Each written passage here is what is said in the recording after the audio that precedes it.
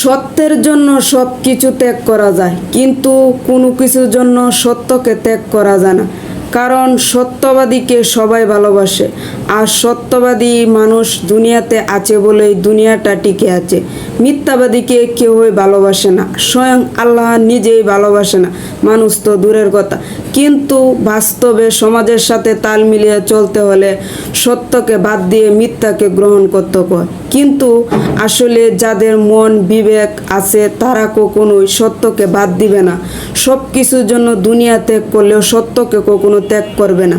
কারণ হচ্ছে সত্যকে স্বয়ং আল্লাহ নিজে ভালোবাসে। তার মানে আল্লাহ তো মানুষকে সৃষ্টি করেছেন, সকল সৃষ্টির সেরা জীব হচ্ছে মানুষ। মানুষকে আল্লাহ সৃষ্টি করেছেন, আল্লাহর নিয়মে চলতে হবে। কারণ মানুষ শ্রেষ্ঠ জীব। মানুষ সত্যের পথে চলা, এটাই তো জীবন সুন্দর আলোকিত করে। তো সত্যের জন্য সব কিছু ত্যাগ করা যায়, কিন্তু কোনো কিছুর জন্য সত্যকে ত্যাগ করা যায় না, এটাই বাস্তব।